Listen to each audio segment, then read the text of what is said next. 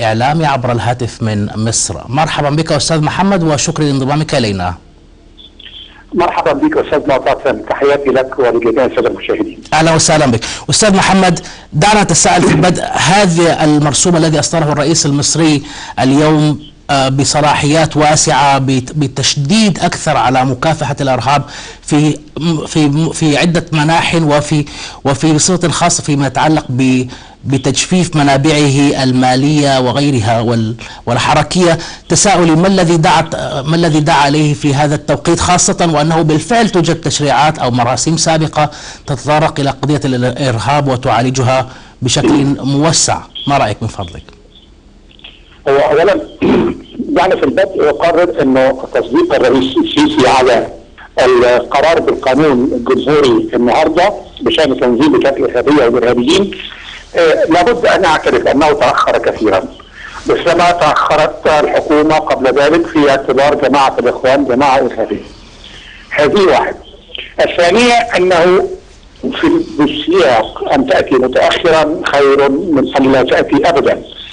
فيعني هذه ربما تكون فضيلة القانون انه بيؤطر لأول مرة او انه تعريف معنى الكيانات الإرهابية وخاصة في المواد اللي هي متعلقة به، وكمان انه يعني بيحط ايده بشكل واضح على التكوينات وعلى الخلايا وعلى التمويل وعلى النشاط.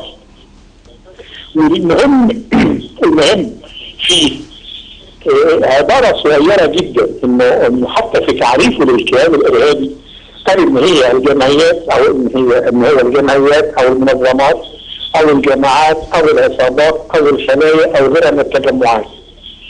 بص للحته ديت ايا كان شكلها القانوني او الواقعي، بمعنى انه ده معناه في باعتراف ان هناك جمعيات موجوده بشكل قانوني ولكنها تندرج تحت اطار الجمعيات او الكيانات الارهابيه.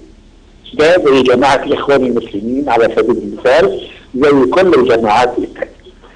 دي النقطه الثانيه المهمه برضو ان هي بتجرب لاول مره في داخل بتعتبر اي ضرر بالبيئه او المواد الطبيعيه او بالاثار او الاتصالات او المواصلات ايا كانت نوعها، تعتبر اي اضرار بها كعمل ارهابي.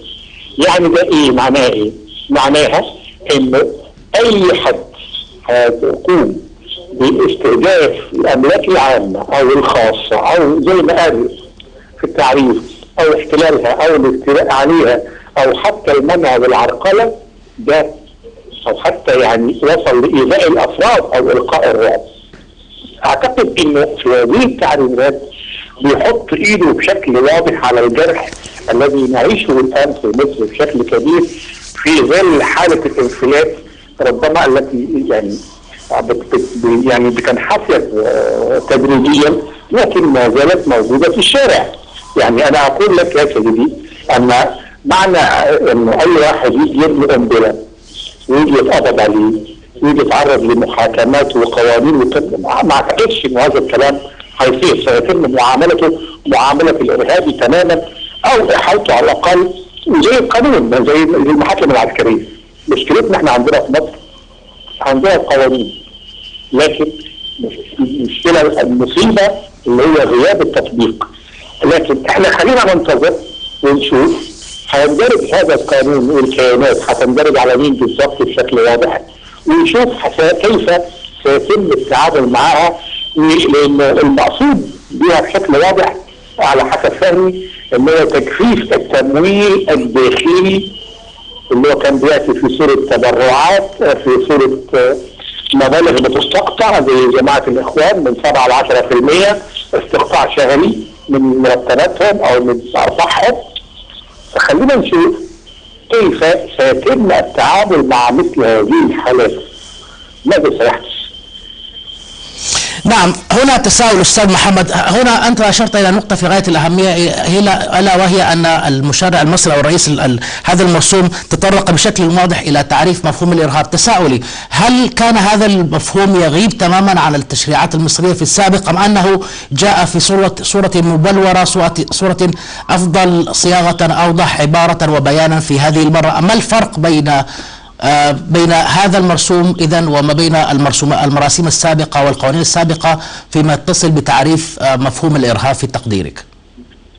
اولا حضرتك انا مش قانوني عشان افهم. نعم، بحد الممكن. لكن نعم، لا انا بتكلم حسب الشكل الموجود.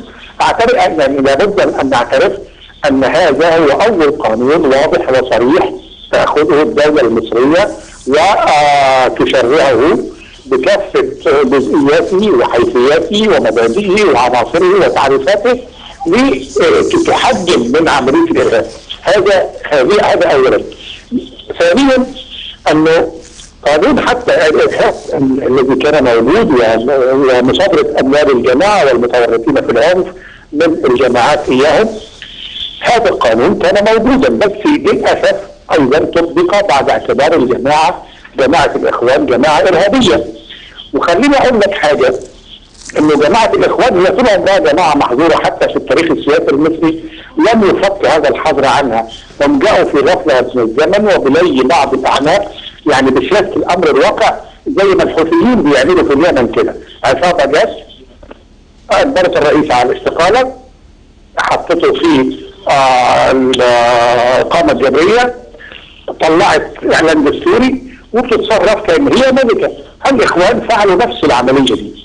نيجي في القانون انه زي ما قلت لحضرتك انه يؤثر لمحددات التطبيق بشكل واضح جدا وشكل لا يقبل اللبس او التفسير، لانه حتى في ضمن القانون يعني حتى ان هي يعني ادرك فيها الوحدات المحليه ودور العباده والمستشفيات والمؤسسات المعاهد العلم والمرافق العامه والبعثات الدبلوماسيه والمنظمات وهذا كل ادرك فيها اي شيء وكل شيء تماما.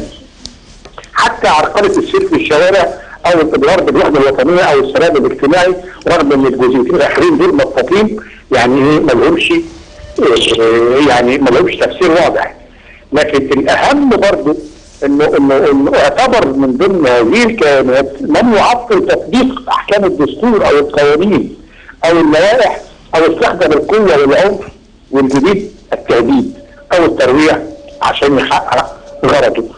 ده بيؤثر او ده بيؤدينا لنعلم بشكل واضح ان مصر في حملتها بين مزدوجين الداخليه على الارهاب تنطلق بقوه شديده جدا، ونتمنى التطبيق العاجل والسريع وعدم التطويل. يعني مش عايزين بقى نخش في المحاكات القانونيه والاشياء اللي هي تعرفها القضاء والحاجات دي كلها. لدينا منظومه ينبغي ان تحترم، وينبغي ان نفكر بانفسنا الاعضاء الفاسده من الجسد المصري، وينبغي ان يحاكموا وياخذوا عقابهم. وانا اعتقد ان ذلك القانون سيكون خطوه جيده جدا. لا يعني ستجد الكثيرين يتحدثون عن انها تستخدم لتصفيف المعارضه وانها لقمع الحريات. طيب يا سيدي، ما غالبيه اللي بيطلعوا بيشتموا مصر ومصريين في احزاب بره بيخرجوا بيروحوا، وانا لسه شايف منهم واحد امبارح واخرهم واحد كان بيروح لقناه فضائيه في الدوحه مش عايز اذكر اسمها، ويروح ويجي رايح جاي عشان ياخد له $60,000 ويرجع يقول لك انا قامع ايه، وانت رايح 5-6 مرات كل شهر بتروح لك على طول مره وترجع والاخر تتكلمني عن القامع. هذا قانون طبعا سيستغل من ناحيه سلبيه من ناحيه الدعايه، لكن اعتقد ان تطبيقه سينجز الجميع. نعم، هنا أنت أستاذ محمد أشرت إلى هذه النقطة. ما الذي سيعنيه تطبيق هذا القانون على صعيد تغيير الواقع المعيشة الواقع العملي الآن في مصر؟ خاصة هناك إشارة على سبيل المثال وليس الحصر، أشار إلى أن تعطيل المواصلات العامة تعتبر تقع تحت طائلة هذا القانون، تقع تحت طائلة أحد بنود هذا القانون. إذن كيف يمكن لهذا القانون ان يضبط، دعنا نقول، من واقع قد توجد فيه بعض الفوضى، وتحاول الدولة المصرية بالفعل ضبط تلك الفوضى بل والقضاء عليها؟ ما رأيك؟ شوف حضرتك، لابد ان نعترف اننا كمصريين فراعنه، واننا انا بقر بذلك، يعني انه مفهومنا للحريه ومفهومنا للديمقراطيه ومفهومنا للعمل حتى المؤسسي الجامعي مفهوم خاطئ بيتم فيه الخلط ما بين الحريه وبين الفوضى، ما بين التعبير عن الراي وبين التحقير والسباب والشتم، ما بين الممارسه الفعليه الجديه والعقلانيه وما بين التخبط والحرق والقتل. ينبغي ان نعترف بذلك. لدينا خاصه بعد 25 يناير حاله انفلات تام تكسرت فيها كل القيم. يعني اعتقد ان المصريون صنعوا الها اسمه حسني مبارك، ثم وعبدوه واقتلوه سمعا وطاعه، ثم في الاخر اكلوه زي الجاهلية ما كانت بتاكل آلهتها القديمة. الآن لا حاكم بمنجاة من هذا الأكل، ولا بد في ظل الاكتشاف المخطط الكبير والمؤامرة التي تبدت تفاصيلها بشكل واضح، لابد أن نعلم أن الدولة المصرية هي المستهدفة. لم يكن مستهدفا مبارك في حد ذاته، لم يكن مستهدفا رئيس عبد الفتاح السيسي في حد ذاته، لكن كان المستهدف هو الدولة المصرية بمقومات الدولة المتعارف عليها وبمؤسساتها الوطنية. كان هذا هو المستهدف. بالتالي عندما كنت ترى المظاهرات وترى التخبطات والاحتجاجات عمال على بطال، اي حد يعمل اي حاجة، حتى البلطجي بقى شهيد والحرامي بقى مناضل والبتاع السبوبة بقى ثورجي، انت امام مشهد اختلفت فيه كل الاشياء لانهيار القيم. هذه هي كانت الخطورة، ومن هنا كان لابد، واعتقد انه من الضروري كي تقف مصر على قدميها ان تطبق سياسة القبضة الحديدية بحق كل من يخرج عن سيادة الوطن ومفهوم الدولة الوطنية المصرية. نختلف حول الرئيس شئنا او ابينا، ننتقد بنفعل ما نشاء، هذه ناحية هذا جانب، لكن ان نحافظ على مقدرات الدولة، ان نحمي الممتلكات العامة. يعني قل لي بذمتك، يعني اي مناضل شمام كل هذا الذي يريد ان يناضل ويحفر الشارع ويخلع الرصيف، اي ثورجي هذا الذي يعني مش عارف اقول عليه ايه، ويجي ويحرق اتوبيس نقل عام، اي مؤمن هذا اللي دي مصرات في اورطه زي الرغيف، ويجي يصدر قنبله في اتوبيس نقل عام او في محطه مترو او جنب مستشفى او في سوق في ناس بتطاع. يعني اختلاط المفاهيم ما بين ما لي وما علي، ما بين حق الدوله وما بين حقي، ما بين الحفاظ على الوطن وما بين التفريط فيه والسماح بهدمه، هذا هو ما يجب ان نتوقف عنده كثيرا. واعتقد انه اذا لم يتم تطبيق هذا القانون بشكل جدي وبشكل واضح وشكل صارم، فاننا لن نخرج من شرنقة الانفلات التي نعيش فيها. صحيح اننا بدأنا نشعر ببعض من الاستقرار العام، لا مظاهرات عمال على بطال زي ما كنا بنشوف، لا احتجاجات، بالعكس الان يعني الرئيس السيسي يتخذ قرارات مؤلمة وموجعة ومع ذلك الشعب يتقبلها ولا يحتج عليها. الرئيس السادات المنتصر في حرب اكتوبر وعقب حرب اكتوبر عندما رفع سعر الرغيف من تعريفه او نص قرش الى قرش سعر، قامت مظاهرات 77 وزارة الخبز 77 او 79. الان المحروقات ارتفعت بنسبة كبيرة جدا والناس تذمرت لكنها لم تنزل للشوارع، تقبلت. او الامس ارتفعت اسعار السجاير بنسبة كبيرة ومع ذلك الناس تقبلت لانها تدرك ان الوضع حرج بشكل كبير جدا اقتصاديا. لا بد من القضاء على مظاهر التسيب والفوضى، لا بد من الادراك بأن هناك قانون يجب أن يطبق وبصرامة وبحذافير وعلى الجميع. أكرر وأضع 1000 خط أحمر تحت هذه الجملة: على الجميع، لا استثناء فيه لأحد ولا أفضلية فيه لأحد. عندها هنا أعتقد أننا سنقضي على التسيب وعلى مظاهر الفوضى بشكل كبير. نعم أستاذ محمد، أشكرك. وسؤالي الأخير لك في هذه الأمسية يتصل بهذه النقطة وهي في غاية الأهمية.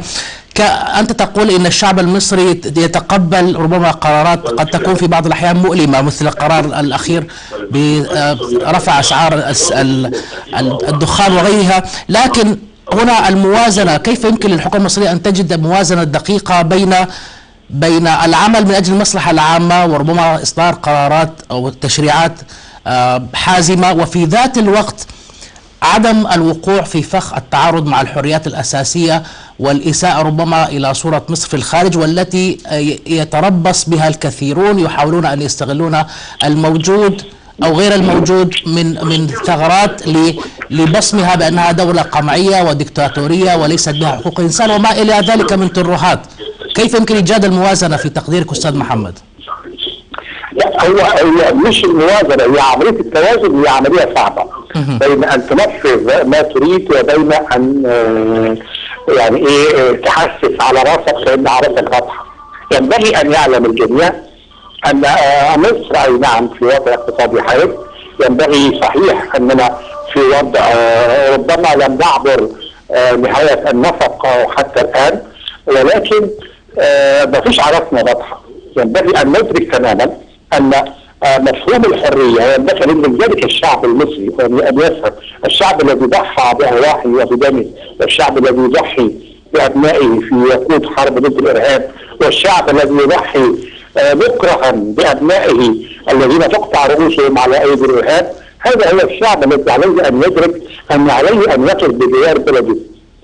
المضمون الأساسي في ذلك أن الآخرون لم يصمتوا، سيظل المتآمرين يتحدثوا ويتكلموا وينعقوا ويعني يغيروا كمان أساسا، لكن المشكلة أن تكون لدينا نحن القناعة بما نفعل. لا يهمنا رضا الغرب أو الشرق طالما أنا أنفذ سياسة بلدي، وطالما أنني لا أتجاوز الأطر العامة في خيمة من احترام الحقوق والواجبات. يعني القيود المقيدة للحرية كلها إجراءات أعتقد أنها أي نعم لابد أن تؤخذ بعين الاعتبار، ولكن أمام سيادة الوطن لا أعتقد أنني يعني عندما تدوي صفارة الإنذار أمام خطر، هل من الشجاعة أن أقف في الشارع وأتعرض للخطر أم أنني يعني أذهب إلى الملجأ مضطرا؟ ربما تقطع الكهرباء، ربما لا مياه، ربما هنا حالة القبول التي نشدد عليها. أما ما يقوله الآخرون فإنهم سيقولون هم لم يدركوا أن مصر خرجت من عباءة التبعية، أن تأخذ وأنت تعلم يا صديقي كيف أن الضربة الجوية المصرية لليبيا لم تستأذن فيها أحدا، حتى البنتاجون نفسها نفت أن يكون لديها علم. هذه هي يعني في الأول كنا يعني لو أردنا أن ندخل الحمام لفرقنا على أبواب واشنطن أولا، كيف تسمح لنا بأن ندخل الحمام أو نشد السفن. الآن أعتقد أن الصورة تغيرت بشكل كبير، وحتى الأصداء لذلك داخل الولايات المتحدة الأمريكية والرأي العام الأمريكي متغير. المشكلة لدينا في أن جماعة الإخوان تملك آلة إعلامية ضخمة ممولة ولها ثروات من الأرصدة الأجنبية التي تحاول بعض الدول الأوروبية مثل لندن على سبيل المثال أن تحافظ على رؤوس هذه الأموال وتخسرها، وبالتالي تلجأ لسياسة أن تسير معهم. يعني عندما يقول لي الحكومة البريطانية أنها أنفقت مليارات الدولارات على مواجهة داعش، أريد أن أسأل أين هذه المليارات؟ داعش كلهم 5-6 آلاف واحد، يعني لو أنفقت أنت بتقول لي كم مليار، لو اديك لكل داعشي $1,000,000 ولا $1,000,000 استرليني هيسيب داعش وهيمشي أصلا. يعني فإذا إحنا يعني سياسة الكذب موجودة وسياسة الاسترسال موجودة، المشكلة في من يطبق. جماعة الإخوان وآلتها الإعلامية المترسلة في فضائياتها الموجهة من تركيا والموجهة من الدوحة العاصمة القطرية تمارس التطبيق والكذب ليل نهار وتأخذ وتقول ما تقول. لكن المشكلة أننا أعتقد أن علينا ألا نلتفت لمثل هذه الأشياء وأن ننظر للأمام، فالماضي لن يعود. لا مرسي حيعود ولا مبارك حيعود ولا ستبقى مصر في النهاية. بلا شك إن شاء الله. أستاذ محمد أشكرك شكرا جزيلا. كان معنا أعزائي المشاهدين الأستاذ محمد هجرس الصحفي والإعلامي المصري. أعزائي المشاهدين كما